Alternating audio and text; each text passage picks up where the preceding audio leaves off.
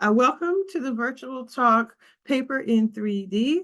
This is the third in a series of talks for the Sustainability in Chaos exhibition.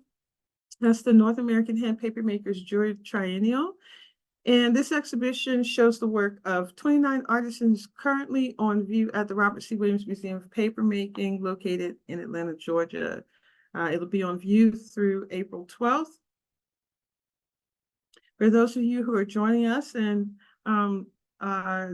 just getting introduced to the Robert C. Williams Museum of Papermaking, our mission is to collect, preserve, increase, and disseminate knowledge about papermaking, past, present, and future. We have gallery spaces as well as a classroom for workshops. And you can find us on Facebook, Instagram, Twitter, and Pinterest. RCW Paper Museum for Facebook and Pinterest, RCW_Paper Museum for Instagram, and at RCW Museum on Twitter.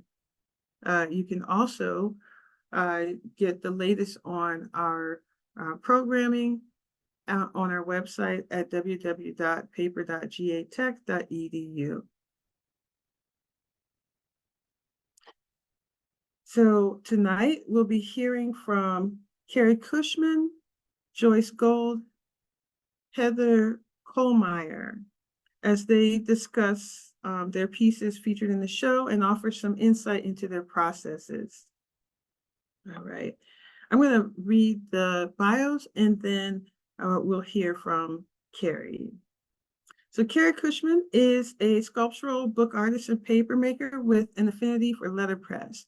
She teaches papermaking, bookbinding, and letterpress printing at Longwood University in Virginia. Known for her exquisitely crafted works, Cushman exhibits her art internationally. Her innovative work was selected for the cover of 500 Handmade Books, featured in Hand Papermaking Portfolio Fiber Exposed, and the Language of Color, and published in 500 Handmade Books, Volumes 1 and 2, 1,000 Artist Books, and 500 Paper Objects. She has been awarded international residencies, conducts workshops across the country, and is the proprietor of Performing Goats Press. Joyce Gold pushes the boundaries of traditional papermaking to create works that are new and innovative. Her work has been described as punctuating the depth and breadth of papermaking. Joyce uses various plant fibers with assorted papermaking techniques and markings to accentuate the profound layers and complexity of her work. Her work has been selected in many exhibitions across the nation and is also the recipient of awards from the Art Gallery, Arnold Grumer, Morgan Art of Papermaking Conservatory, and Fiber Art Now magazine. Joyce creates her paperworks in her studio in Denver. Heather Kohlmeier is an artist, papermaker, and educator. She is currently pursuing an MFA from the University of Wisconsin-Madison with a focus in papermaking, and has recently co-founded the Textile Arts Center of Madison. She has broad teaching experience in textile and fiber arts and has exhibited nationally and internationally. And now we'll hear from Kerri Cushman. Okay, thanks, Jerusha. Welcome. All right, so greetings and a big thank you to the Robert C. Williams Museum of Papermaking. It's great to be here tonight. I'm a sculptural book artist who makes paper, letterpress prints, creates books and installations. I enjoy exploring the book as a physical object, making paper, and printing using traditional letterpress equipment. My work often pushes the boundaries of what a book can be, and that's what I'm going to talk to you about tonight. My artistic process includes looking at the physical act of reading and creating contemporary books through an innovative use of materials. As a sculptural book artist, paper is an essential part of my creative process. When making artist books, the physical surface is just as much of a consideration as the text, the image, and the structure of the piece. Whether it's the object that comes first or the paper that informs the object, my intention is to create an object that tells a story. And that story includes sculptural forms that can lie in or on or below the surface of the paper. So here you can see a pistachio nut covered with a thin skin of abaca that's stretched onto a reclaimed wooden frame. With many of my pieces, the story begins with tending and caring about the properties of what goes into the paper, and that is the pulp. Pumping iron uses the cultural icon of a lunchbox and an iron to convey the intimacy between a husband and wife. Levels of masculinity and femininity are echoed throughout the piece. The weight of the world is carried in a lunchbox filled with hopes, dreams, and unspoken truths. In this parallel narrative, his voice travels up one side and her voice down the other, following the blue denim-shaped decal edge. I fabricated the lunch boxes for this piece, but I needed help making the stainless steel irons. So with a sturdy cardboard model in hand, I walked into a corporation that made canning equipment for Del Monte and Chiquita.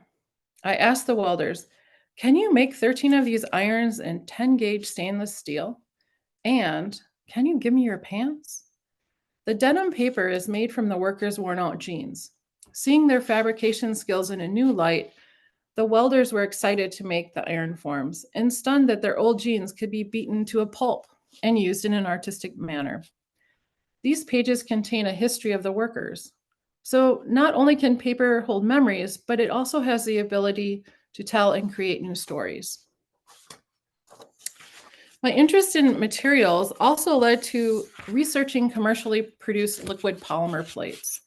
Plates used in industry for offset printing cardboard boxes on a large curved drum. My sister is a graphic designer and she works in the printing industry. I was able to give her my poem and she made these flexible commercial plates. Using a Vandercook, the text printed beautifully. However, there was no visible kiss or an impression created in the back of the paper, causing a big discussion amongst letterpress printers. Today, many people believe it's all about the punch or the tactile impression made on the paper when printing, but traditionally it was all about the slight kiss or the lack of paper impression. The quiet, meditative act of pulling sheets out of a vat has lured me into a life of experimenting with a wide array of fibers and a little bit of paper hoarding. When forming sheets of paper, I aim to create the right combination of color, texture, thickness, and strength. In Venetian Restaurant, the accordion book structure displays elements of chance and surprise. Paper becomes the vehicle to carry the story. As the viewer opens the book, the accordion expands. Love letters made with watermarked X's and O's and hand-set stamps are revealed. You can see a hint of red handmade paper showing through the 22-inch duotone print of Venice. Kozo-covered inclusions contain photos and perforated stamps that were printed from the handset metal ornaments. Paper allows me to create works with a sense of nostalgia and gives me license to create surface layers with a worn look and feel.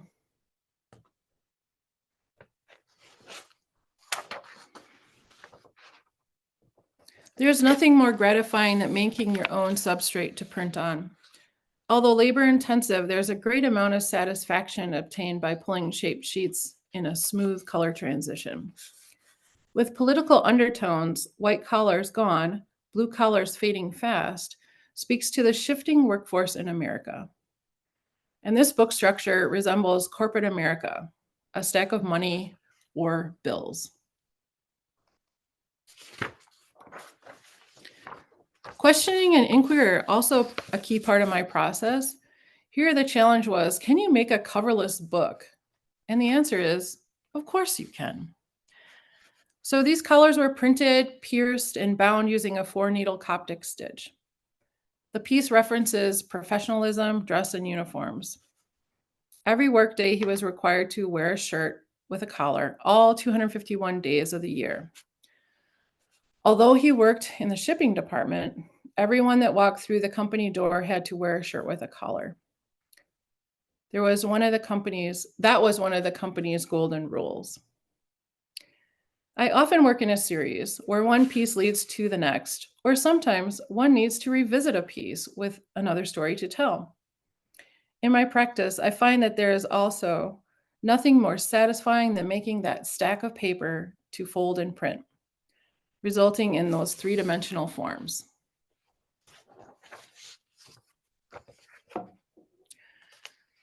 Or creating wet sheets to layer and stretch.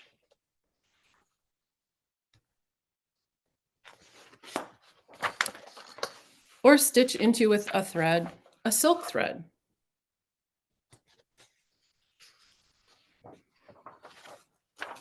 And this is one of the books that is currently on display in the museum. It's called Tracings. And there's something magical about the light illuminating pages. There's a slight shift in the color, and that color shift guides movement across the page. I love being able to simultaneously see both sides of the page at the same time. The translucency of this accordion book glows with the buildup of erasures and letter forms, a layered pulp surface that references time.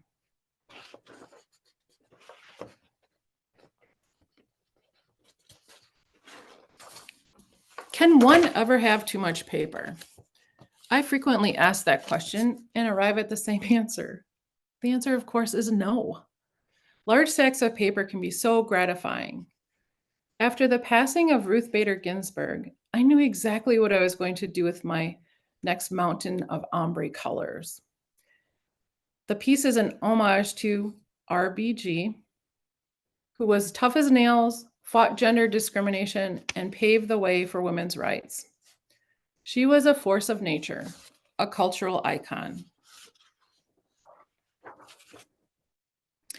Printing the pages one at a time, each paper collar was gingerly taped to the cylinder and run through the Vandercook printing press.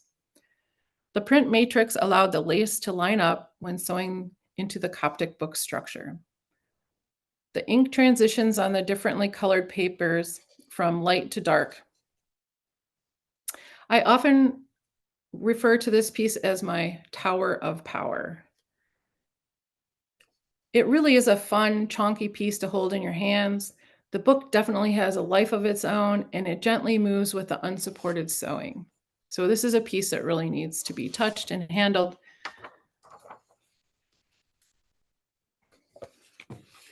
But the question for me was, how does one memorialize such a great woman? And this book was truly a labor of love.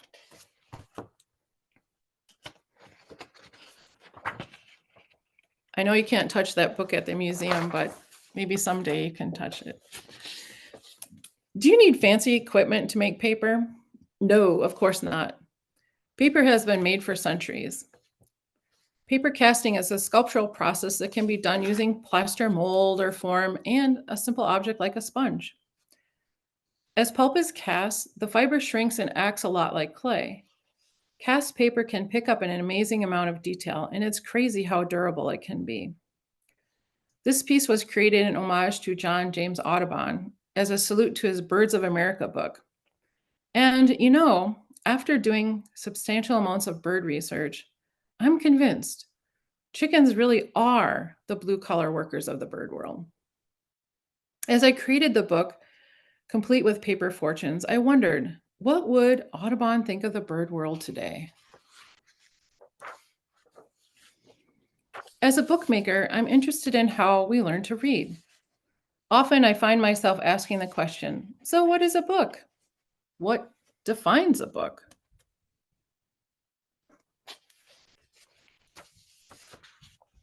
But more importantly, what can a book do? Can it incorporate sound and movement? Does the object control the viewer or the viewer control the object? The viewer literally puts their face into this book to read it. The Viewmaster reel depicts the images of boundaries photographed throughout Europe. Abstracting imagery from the real, these stretched paper pieces are displayed behind the view, expanding the book onto the wall. Here's a detail of the stretched paper. The sheets were pulled from a vat, pressed, run through a Vandercook wet, and then stretched onto the frame. In paper, I've discovered a medium that inspires me in process, properties, and possibilities. Although I have drawers full of handmade paper, I'm compelled to continue exploring new fibers in a variety of book forms and the relationship to printing. Here is capital A bullying lowercase a right off the page. As an artist, I'm convinced that we all need to remember to play, take time to slow down, unplug, experience, question, and explore. I'm interested in the physical act of how we learn to read. As children, we learn through our senses by playful spatial manipulation. Inspired by traditional wooden ABC blocks, this wordplay combines old and new technology. One can actively play this Scrabble-like game, linking letters and words together. Scanning a letterpress printed QR code on the block will lead you to process videos of sheet forming and the printing of the block on a Vandercook press. There's also a link to social media so that your game board can be uploaded and shared.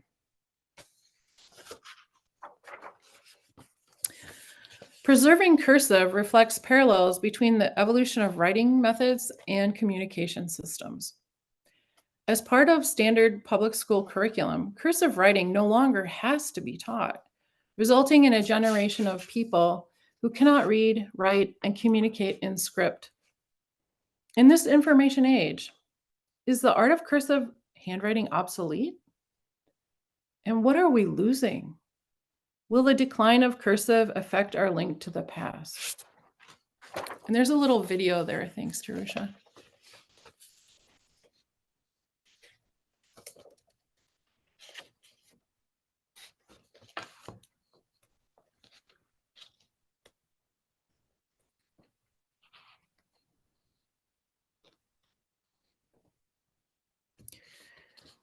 Here, the viewer is invited to have a seat and practice their cursive handwriting. The work features a collection of handwriting stitched and bound to paper as a record of memory and an act of preservation. The presence of light serves as a ritual of remembrance.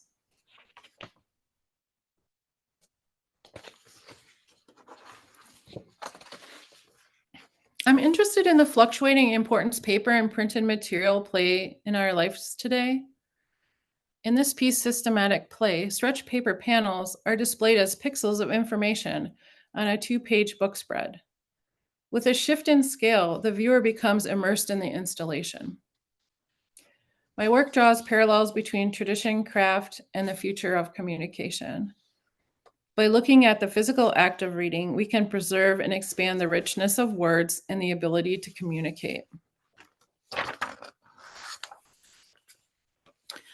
So in conclusion, I see paper as more than just a substrate. Not only can paper preserve memories, it also has an ability to tell and create a new story from a worn-out past, become a fresh canvas, or even transform a page. Books are no longer bound in a codex form, but are able to expand into the sculptural book realm. Overall, I see papermaking and sculptural books as an interdisciplinary link, a nexus between tradition and the future. Thank you.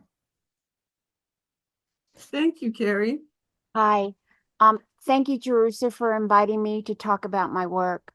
I'm honored to be among fellow artists, Kerri and Heather.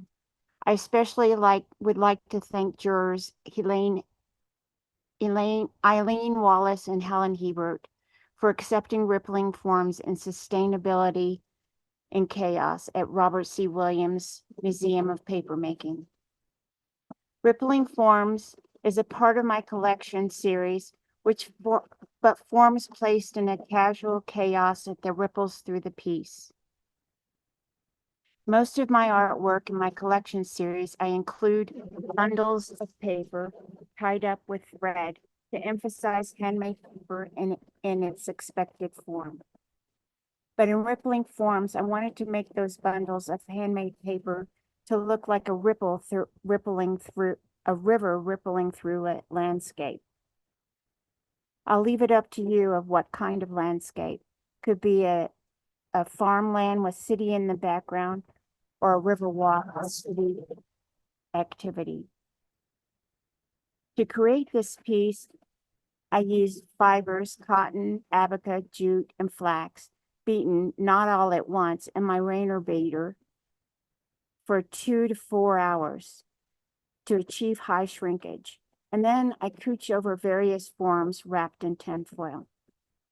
Pictured here is a close-up of rippling forms that show various techniques: pigmented pulp, laminated, pulp painting, collage, burn marks, stenciling, and what I call string relief. For those who are unfamiliar with paper making, I'm couching or transferring my fresh pulled sheets of paper on vellum. For those who are familiar with paper making, my sheets do not have to be perfect. You'll see why. I personally call this technique string relief. I thought I discovered it, but it come to find out other paper makers have used this technique, but I'm still sticking to the name, string relief.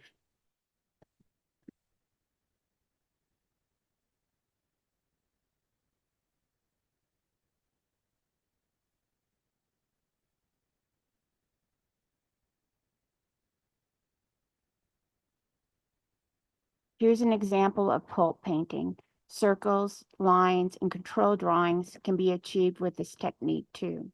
I know that paper makers here online can know all about this, but I know there's a lot of guests who have no clue on this. Also, I do laminating. So right now, this is called paper drawing, and I'm laying strips of comic books, and I place a thin layer of abaca with formation aid to laminate my work. How I got to this. My studio is my sanctuary. I enter with my favorite cup of chai tea, turn on music, and let paper speak to me. I love the process of making paper and how paper will sometimes take a life of its own. I let the process of making my paper dictate my work. With that intent, I experience personal insight with chance, serendipity, and synchronicity with the materials I use. This becomes my creative journey to create work.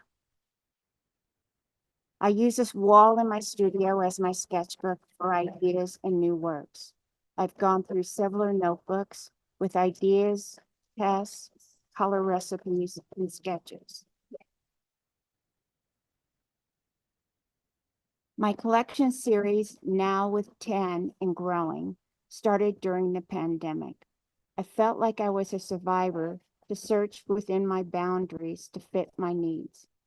I call this collection series not only because they include a collection of shapes, markings, and a variety of paper fibers, but also that my collection is organized in rows, like one would organize their own collection and a display purpose.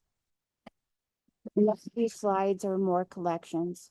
This is collection 2, and the detail is collage, sewn thread, and burn markings. I created this particular piece to include even more paper making techniques, like stenciling. I put in a spray bottle, cotton linters, formation aid,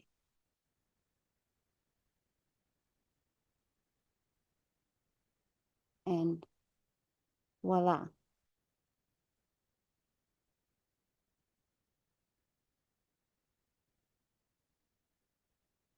There's blowouts. Unfortunately, I didn't get a video of that. Pulp painting, collage, and burn markings. I titled it, She Says It's Organized, He Says It's Not, because my engineer husband walked in while I was doing this, and he said that he told me that it wasn't organized. I think it is. Obsolete is all about papers that are soon going to be obsolete. Telephone books and maps. From my collection series, I wanted to step out of the frame, or say out of the box. This series I call Boxes, Spheres, and Pockets of Paper. I haven't begun showing these yet, so you're the first to see these. Mother's Pearls. Created with red poker plants that I grow out in my yard, added with abaca, laminated, pulp painting, collage, and slices of some songbooks. The next piece is Pockets of Paper, and the close-up is stenciling, laminate, and burn marks. Here I stand against another wall in my studio with dried poker plants, and I cooked with soda ash for 3 to 4 hours, then beaten to pulp. Thank you for having me. All right. Thank you, everybody, for having me this evening. I'm super excited to talk to you about my piece, Suspended Shelf, that is on exhibit at the museum there. And yeah, I'm going to talk specifically about, I think, mostly process and how I came to fall in love with and create so many paper scrolls. So I entered my graduate program a couple of years ago with a real, I should say right now, as you're seeing this, Suspended Shelf is actually part of a series of work. It has 3 pieces in it, and you'll see them as the slides go by. But I entered my graduate program with a real interest in translucency and illumination. And I have worked in ceramics, a lot with porcelain, really thin porcelain. I loved how I was able to get some illumination with that. The material was so heavy though, and so I started working in paper. And I found that in using really, really thin sheets of paper, I was able to achieve this sort of light, ethereal illumination that I wasn't able to find in other mediums. So as I started my work and my research, I decided I was going to continue working with paper, and I was going to learn how to pull perfect tissue paper, thin sheets of paper. And I wanted to start working in color. So I was doing some research on textiles, and I was inspired by this William Morris textile that you just saw, honeysuckle. And so I started color matching and pulling lots and lots of thin sheets of paper to match those that textile. In addition to doing that, I was also wrapping my paper around armatures to create, a surface that could capture and convey light. I know that we've got a lot of paper makers here tonight. I think we probably have some folks who don't know how to make paper, so I'm just going to share a brief explanation of paper making. It might be insightful for my process. So when you make paper, handmade paper, you're basically taking plant fiber that you are you're cutting up into very small pieces. You take that fiber, you suspend that fiber in water. Use a tool like you see here, a mold and decal, or in this case, a mold and decal box, to scoop up that paper pulp. You let the water drain. You take that drained paper pulp, and you are going to transfer it to a substrate like a pellet, like you see here. This catches that fiber. You put that fiber into a press, you press out the water, and you're left with a thin, damp sheet of like constructed paper that is stuck to that substrate. So what I would do is I would press the water out of my paper, and instead of putting it in a restraint dryer to dry it to get my flat sheets, I would roll my pellets up and then put them in a garbage bag so that I could transfer them to my house or to my studio, so that the paper retained its water, so that when I was ready to wrap that paper around an armature, it would still be damp. I was doing a lot of this at the time, and I forgot about a bag. I stumbled upon it a week later, and I found that my paper and the pellons had dried out completely. And what I was left with was a stiff pellon with a very hard, crusty sheet of paper attached to it, that was like almost impossible to remove. But if I was very careful, I was able to liberate that paper from the pellon. And I found that the paper would capture every single wrinkle or crease in that pellon. And I happened to be using really old pellons that had been washed a couple times. So there were lots of wrinkles in that pellon.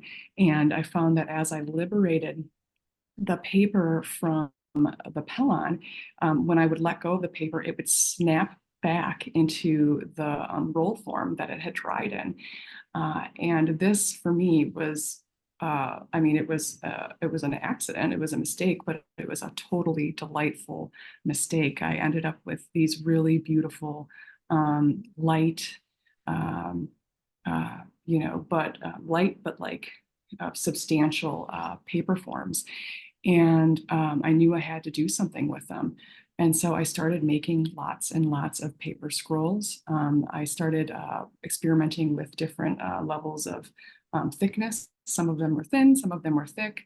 And you can see I was able to achieve this color palette that I think, kind of resembled that textile that I had fallen in love with. And so from here, I was not quite sure what I wanted to do with these things. And I actually, at that point, suffered a concussion. And I was in the middle of my second semester of grad school and taking a lot of classes and doing a lot of research and teaching. And unfortunately, that concussion really prevented me from doing all the things I had to do. Couldn't read, couldn't really write, memory was shot. But what I could do was make paper. And so I just, I would go into the paper studio, turn the lights off, and I would make hundreds and hundreds of sheets of paper and wrap them up and let them dry out. And I ended up with all these scrolls. And I started doing embedments. I started binding, as you can see here, string, not binding, but embedding string, capturing it in between two really thin sheets of paper. And as I was doing this, making these pieces, I realized what I was doing. I was capturing information. I was capturing the information of my experience, my muscle memory. We traditionally have used paper to write on and to draw on. We bind it together to make books, to communicate information. And I realized that what I was doing was I was doing that, but it was in a way that I was capable of at that time, since I couldn't read or write. I was using a beloved process of making paper that I was familiar with. That process was capturing my actions, my, where I was, what vibes I felt in the moment. It was able to also, because of the thinness, transmit or be semi-translucent and transmit light. And because of that, the space that scroll takes up, it also made room for air and for light to move through it. And so you're seeing the other pieces that are part of this work. This is the bookcase. This bookcase is made out of steel that I welded, and it is as tall as I am. It's as wide as my body is. And every shelf within this bookcase corresponds with a bend in my body. So this lower shelf is my knees, this middle shelf is my waist, and this upper shelf is my neck. And so it relates to, the parts of my body, and it's containing these scrolls that I made with my body. And if we look at this one here, the cabinet, this is a little wooden cherry cabinet that I made. it has drawers on the top and the bottom, and inside those drawers are miniature mold and decals that somebody from Tactile Goods up in Minnesota made for me. And with those little mold and decals, I pulled these sheets that fit within that cabinet, and that cabinet sits right at my core, right at my waist, so level with my body. And let's see, let's go here. And Suspended Shelf is my favorite piece in the series. There's something about this one, I can't quite put my finger on it, but this one is, it mimics my wingspan. And so if you were to, you know, spread out your arms, it has that sort of sweeping motion, and it's as long as my arms are, finger to finger, when there's enough weight on it to weigh it down. So yeah, I think that's where I'll end. Thank you for listening. Thank you. It's so nice to get to see a little bit behind the curtain of this kind of your processes, as well as you know, some of the correlations, like you mentioned, that the pieces relate directly to proportions of your body. And I will read a couple of the questions that were put in the Q&A. Jessica Bill says, what fibers are you using for your stretched paper pieces? Jessica, could you clarify, is it just to all of the artists? I know Joyce gave us her listing of fibers, so maybe Kerri and Heather, you'll talk about the fibers that you use. Sure, I can answer that. I use everything. So from plant fiber, from abaca, to reclaimed, recycled quilting scraps from our local quilters, 100% cotton material. So it does, you know, I use just about any fiber that I can, whether it's plant or whether it's beaten abaca or denim jeans or, you know, clothing. So for the stretched ones specifically, though, is it mostly abaca that you're doing for the stretched ones, or No, it's kind of amazing. So when I pull the sheets, I stretch the frames when it's wet. So paper always dries and it shrinks. So when I do that, I kind of make like a little package fold on the ends and the sides, and then I just wrap it all around. And usually it will stay on that, you know, that 1/4 inch or 1/2 inch that I have on the back of the wooden panel. So yeah. And Heather,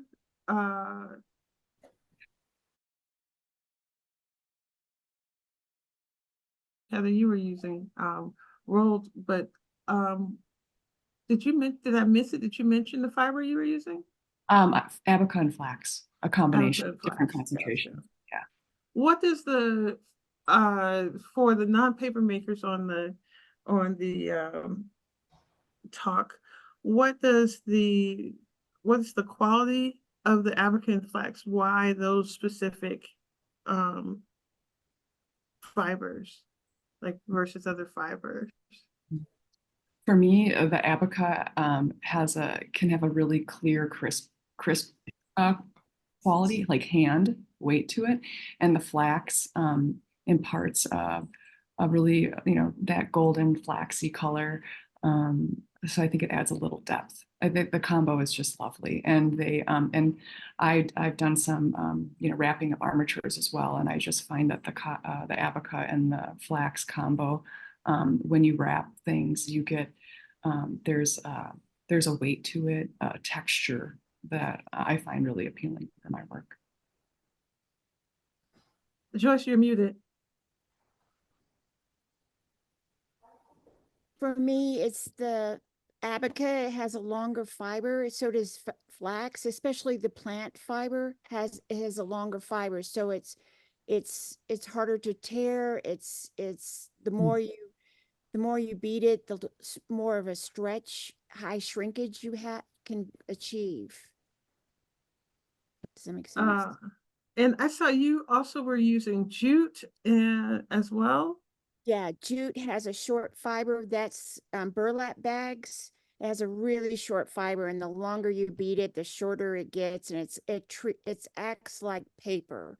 It just tears and rips real easily and burns easily. So Gotcha.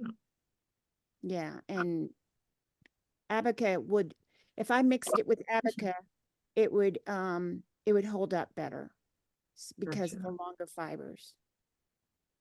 And then Suzanne asked you, Joyce, how do you connect your 3D paper shapes to Right. hang a sculpture in your newer pieces?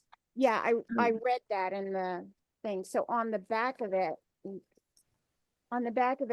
I glued cardboard on the back with the wire here to hang it up with.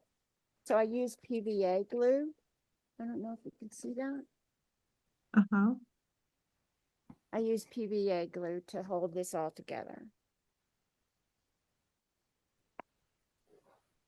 And it's just the glue, just the PVA, nothing else? Yeah, all of it's glue. Nothing else is it's all tied together with glue. And then someone asked, what is denim cast paper? Can you talk a little bit about that process? Sure, is that one for me? They didn't specify, Right? but I think you were the only one that had denim in your talk. Yeah, so what I do is I take old jeans and cut them up into small, like 1/4-inch squares using a rotary cutter. And then those get soaked and they get put into a Reina beater, which is a Hollander beater. And then that gets pulverized into pulp. And then the pulp is drained. So it's still wet. There's still a little bit of water in there, but it's not fresh out of the beater. And then I just take that and pack it like a little bird, like with a little bird, like pack it into whatever form I want to use. And then it's taking a sponge and removing some of that water out, so that it when it dries, it's super hard. It's like hard to imagine that paper that we know of, as in a sheet form, becomes this like hard material. I hope Excuse me. that answers the question. Can the three of you talk a little bit about your choices to work in 3D versus 2D?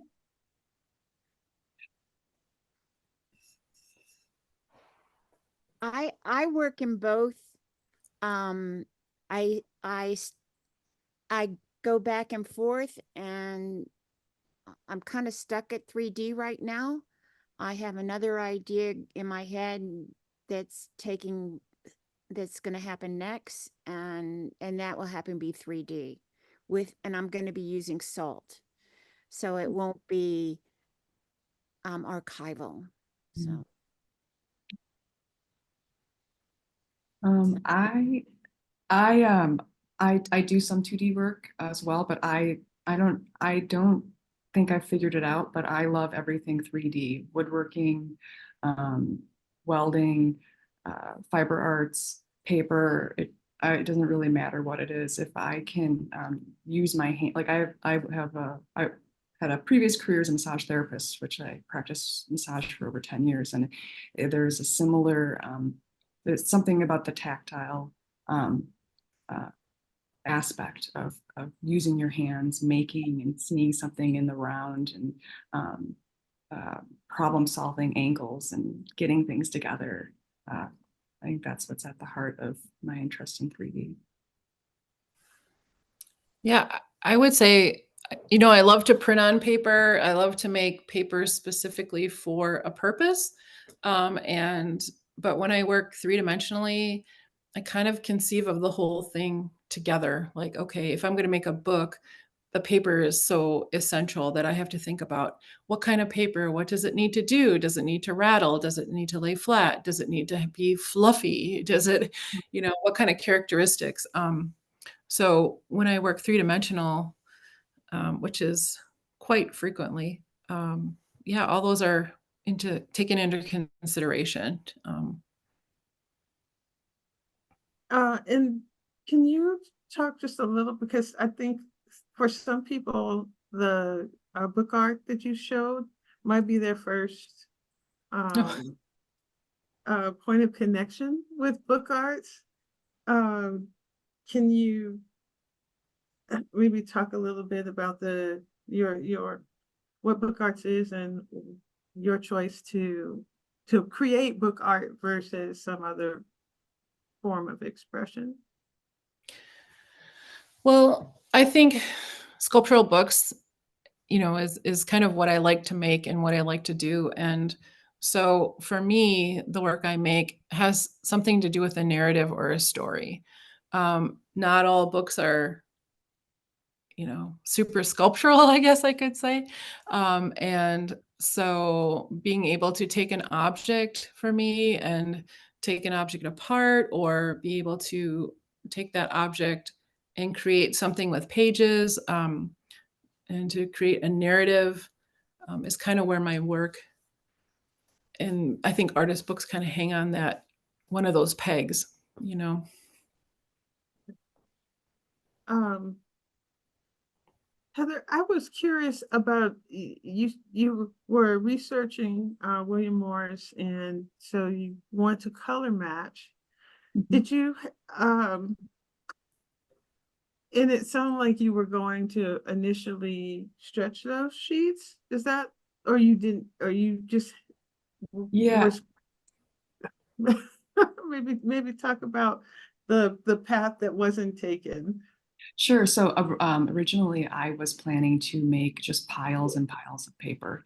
I was thinking about how I could make, a huge stack of super thin sheets, and how I might display those. They would be flat, and maybe the edges would roll up. I hadn't fully fleshed out the like how I would exhibit it. I had shared, I think, in the beginning of the presentation, some of a piece of work called Out to Dry, which are these repurposed metal hangers with the paper wrapped around those. I was doing a lot of exploring and experimenting with texture and pattern, and so I had also thought that I would continue with this thin paper, but wrapping these forms to create maybe a larger sculptural piece. Maybe something not with like the reference of the hanger like the other piece had. So I was really, I was at the beginning of, it was like the beginning of my research, and I had thrown out a lot of different seeds, and I was, watering them all. And it really was that experience of the concussion, that sort of, and the happenstance of discovering the scroll that just took me off into a different direction. And Joyce, I was curious about, you have these shapes that you've been basically a lexicon that you're working with. Do the shapes themselves actually symbolize specific very specific things for you, or does it change with each piece, even though you're using these kind of building blocks? That's my building blocks. As a kid, I was always a collector. So starting there, I collected seashells, everything you can imagine. So like I said, and during the pandemic, I was looking for boxes, and I used tea boxes and soap boxes from soap, just in general. And I was just creating those. I have a lot of boxes within all the pieces, and I would just create that box over and over and over, and I'll put some of those boxes in one piece and use the same boxes in another piece.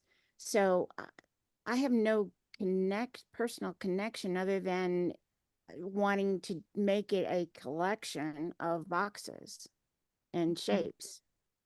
Okay. The reason I asked is because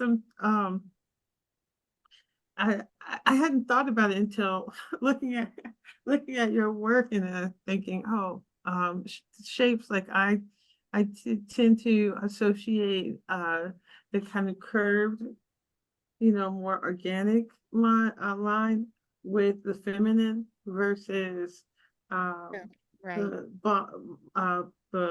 box right. I uh, was with just, right, I'm sorry. I was just no. using it as spatial and weighing it down and, making it work. So that's basically it.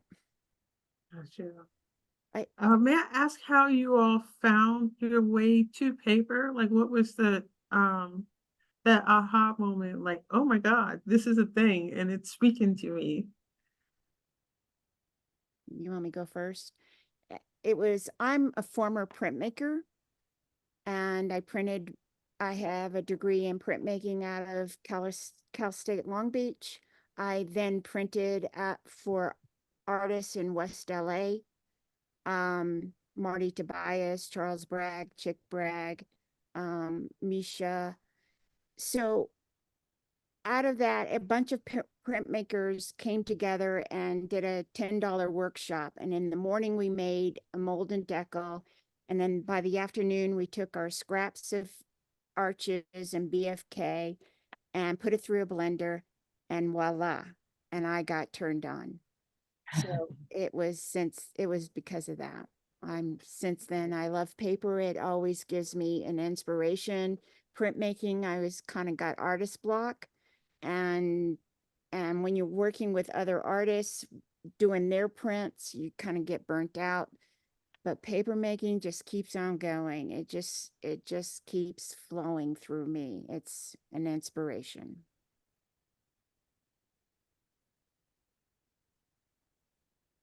Next. I'll go. So how did I get interested in paper? So I pursued more the sciences for the first like 15 years of my adult working life. And so I was doing massage therapy, and I was practicing clinical laboratory science. I went back to school to get a degree that was going to allow me to teach, and I was terribly burnt out, and ended up taking a ceramics class. And my love for making was rekindled. I had sort of let that die after I got into the working world. And so I became very interested in slip casting and working with porcelain, really thin porcelain. I found that I was just drawn to its ability to transmit light, become illuminated. I really enjoyed it, but eventually it became very heavy. I mean, it's lighter than other ceramics, but it is still a very heavy, can be a heavy and fragile medium to work in. And firing a kiln takes a lot of energy, both physical and just resources. And so I started, I ended up taking a papermaking class randomly, and I found that I could, bring paper pulp into my clay to make it lighter. But it was still heavy, and I found that I could easily make paper and wrap paper around armatures and capture light. And so once I realized I could do that, I pretty much, I won't say I turned my back on ceramics, but I've really been focusing my energy on paper and fiber in general, fiber arts. Yeah. Well, I went to grad school and I spent some time with Andrea Peterson. And then I ended up being her studio person, preparing all the fiber for like 2 years at Columbia College when I was in school. And I don't know, I just found paper to be so magical. And then I would find myself like trying all these things out. Okay, what does this look like? What does that look like? And then I had this other wonderful mentor, Cecile Webster, who's a retired chemist, and she would come in with these stacks of weirdness, right? She'd come in with different kinds of fiber, and I'm like, oh, what's that? And so like being in the studio with Cecile was like magic. She'd be like cooking these things in a pot, and then the next thing we'd be, cooking 4 fibers at the same time in these paint strainer bags, and then we'd be rinsing it, and then I'm like, okay, what are we gonna do with this? And so I think she was very inspiring, and she would be there late at night with me, and we would just be creating these interesting papers from all these fibers that you would get from her yard, from people, from people's arrangements that they would have. People would give her things. And so I think my love of paper kind of came from that experience of going to grad school and being with wonderful mentors. Finding the magic. Yeah. Thank you guys for sharing those. It's always curious to me. Like there's so many paths into this medium, and oftentimes it's by chance, But I'm going to end the questions. We've got one more question that was put in the chat here, and this one's for Heather. So could you please discuss your choice of metal structure in contrast to the lightness of the rolled papers? In what ways do these selected materials enhance or balance the thematic objectives inherent in your work? Yeah, great question. Well, I mean, the metal structures are they're like the skeletal structure of the piece. The paper, I think about, I've just completed my thesis body of work, and I'm find that I'm running into the same sort of ideas and thoughts. Paper is to me, it's very similar to our body. We are composed, we've got our soft tissue, we've got our harder tissues, but we are like 70% water. And paper is composed of a soft cellulosic fiber and a ton of water initially until you press it out. And so for me, I think knowing the science and like understanding the hydrogen bonding that happens in paper making, knowing about the physical and chemical properties of the paper, and seeing it, I think, at least I do, and there's some sort of like inherent understanding that paper is like, it's like us, it's like our skin. Paper is also a textile, it's a non-woven, and that's something that we put on our bodies. So for me, paper is very reminiscent of the body. And then the metal work, part of it is that I just love welding. I love welding. I love fabricating things. For me, welding is like, it gives me the same satisfaction as woodworking, but it happens faster. And so it's like, it's something that I can work in really easily. It also feels really cool to do. And it just, as I think the person who asked the question maybe implied, like I think it complements the paper. It's a different material. It is hard. It is solid. It doesn't have water in it. In fact, if you put water on it, it starts to rust. It changes the surface of that. And so you have this material that's really strong. In some ways, but it's also, just like, paper can be really strong too. It can be like, if you're using a longer fiber, it can be a very strong thing. But when you expose, steel to water, it starts to rust and it can start to break down. So there's this like strength in the steel, but there's also this delicate aspect to it, or fragility to it. And I think that paper also demonstrates those qualities, and the two together, I don't know, I think I have to get better at talking about this, but I just love them together. For me, I don't know, they make sense. There's a poetry there that, speaks to my heart. Well, thank you all so much for sharing your work with us. So each of you shared your information at the end of your talks, but if you want to see more of their work, to the websites, and they also can be found on Instagram. sorry I didn't include the Instagram here. If you enjoyed this program, I hope that you'll consider giving a donation, helping us to be able to offer more resources, programs like this. And again, you can connect with the museum and the programs and the work that we do and the resources that we provide via our website and social media. Also, this show was put together by North American Hand Papermakers. They have a number of amazing jeweled exhibitions that are available for view on their website, NorthAmericanHandPapermakers.org.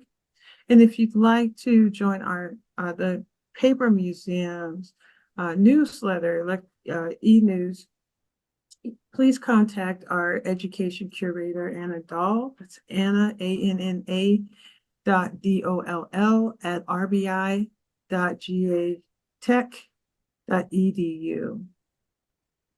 Thank you all so much for attending our programming, and a big thank you to our presenters.